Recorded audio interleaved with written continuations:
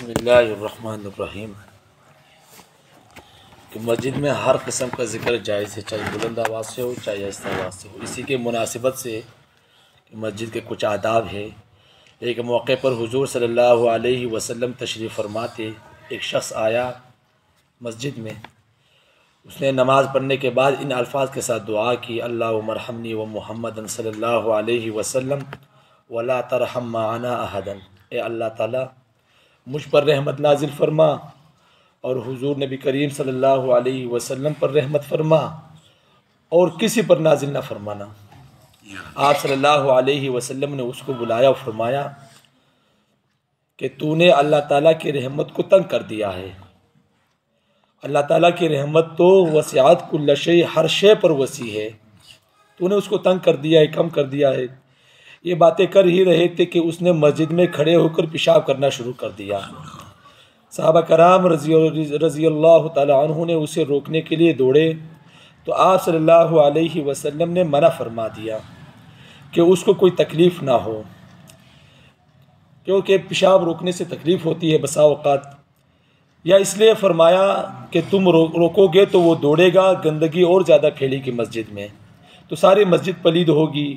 जब वो फारिग हो गया तो हुजूर सल्लल्लाहु अलैहि वसल्लम ने उसे बुलाकर फरमाया कि यह मस्जिदें नमाज के लिए होती हैं, कुरान पाक की तिलावत के लिए होती है, अल्लाह ताला के ज़िक्र के लिए होती है, इस कार्रवाई के लिए नहीं है जो तूने की है।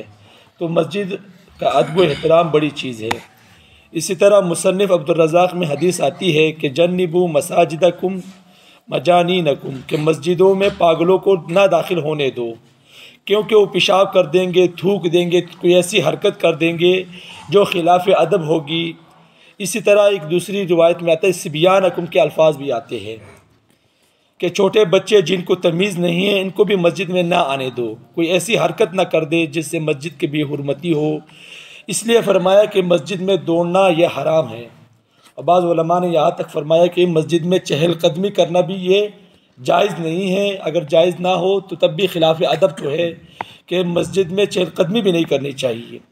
यहाँ तक कि अगर इमाम रुकू में चला गया और वो कोई शख्स जुमात में शामिल होना चाहता है तो हदीस पाक में आता है ला तअतौहा व अंतुम तसऔना, दौड़ कर तुम नमाज में शरीक ना हो, अलैकुम बिस्सकीनती, आहिस्ता चल कर आओ, फमा अदरकतुम फसल्लू वमा फातकुम फ़क़्ज़ू, जो रखते इमाम के साथ मिल जाएंगी तो वो पढ़ लो, जो तुमसे रह गई इसको बाद में पढ़ लो, क्योंकि तेज़ दौड़ने से मस्जिद की बेहुरमती होगी और ये बड़ा गुनाह है।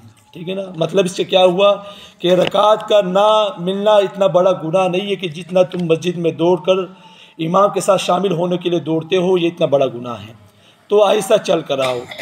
मैं पहले भी इसके बारे में अर्ज़ कर चुका हूँ। अगर एक शख्स मस्जिद में आया, देखे जुमात खड़ी है और वज़ू करना चाहता है तो वज़ू भी आहिस्ता करना चाहिए, यानी कि पूरे तरीक़े के साथ और पूरे आहिस्तगी के साथ और पूरे फ़राइज़ और सुन्नतों के साथ वज़ू अदा करके फिर आहिस्ता मस्जिद में आकर नमाज में शामिल होना चाहिए। ये नहीं कि आप वज़ू में इतनी जल्दी कर ले कि बसा औक़ात एक जगह रह जाए आज़ा में से जो उसको ना धोया हो आपने और मस्जिद में आकर जुमात में शामिल हो जाए तो आपकी जुमात ही ना हो, क्योंकि आपका वज़ू ही नहीं है पहले से।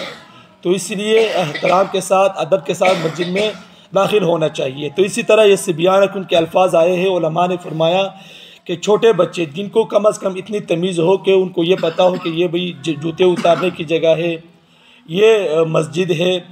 बाकी हुजूर सल्लल्लाहु अलैहि वसल्लम से अफजल तो कोई नहीं है। हदीस पाक में आता है कि हुजूर सल्लल्लाहु अलैहि वसल्लम इशा की नमाज़ पढ़ा रहे थे।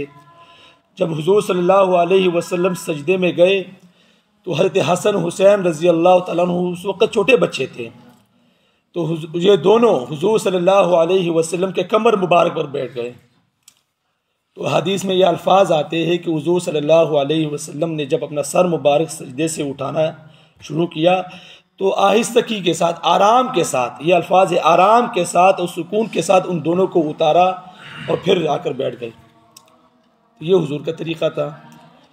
हुजूर सल्लम की नवासी उमामा बिनते अबुल आस रज़ी अल्लाह अन्हा कि हुजूर सल्लम जब सजदे में गए तो वो उनके कंधे मुबारक पर आकर बैठ गई। तो ये हुजूर सल्लम का तरीक़ा है और हमारा तरीक़ा आप सबको मालूम है माशाअल्लाह। हमारा बहुत खूबसूरत तरीक़ा है, बहुत आला तरीक़ा है। बच्चे मस्जिद में आते हैं जिनको कम अज़ कम ये तमीज़ तो होती है। हम अपने आप को इतना बड़ा मुसलमान कहते हैं कि उनको मस्जिदों से निकाल देते हैं, हाथ पकड़ कर निकाल देते हैं कि तू आइंदा मस्जिद में दाखिल हुआ तो मैं तुम्हारे पाँव तोड़ दूँगा। और फिर ये आजकल तो बहुत ज़्यादा है। दूसरी बात, बच्चे मुतनफ़िर हो जाते हैं, उनकी नफ़रत शुरू हो जाती है कि भाई मैंने मस्जिद में दाखिल ही नहीं होना। हम जैसे मुसलमानों की वजह से माशाल्लाह हम बहुत बड़े आला मुसलमान हैं ना, तो हमारी वजह से बच्चे दाखिल नहीं होते मस्जिदों में। तो कम अज़ कम अपने बच्चों को अगर ख़ुद ना आए तो कम अज़ कम हाथ से पकड़ कर उनको लेकर आए। हदीस में तो ख़ुद अल्फाज आए हैं, आप सब पढ़ते हैं माशाल्लाह, जितने भी पढ़ते हैं तो फ़ज़ल अमाल में, कि बच्चा जब 7 साल का हो जाए तो उनको क्या करो भाई, क्या अल्फाज आए, हाँ, नमाज की दावत दो। तो कम अज़ कम वो पुरानी बातें थी। अब 5 साल उम्र बहुत ज़्यादा है, 6 साल बहुत ज़्यादा उम्र है, तो उनको मस्जिदों में लेकर आया करें। ये कोई बुरी चीज़ नहीं, ये हुजूर का तरीक़ा है भाई। हुजूर का तरीक़ा तो सबसे आला है माशाल्लाह। तो अल्लाह ताला से दुआ है अल्लाह अमल के समझ की तौफ़ीक़ अता फरमाए।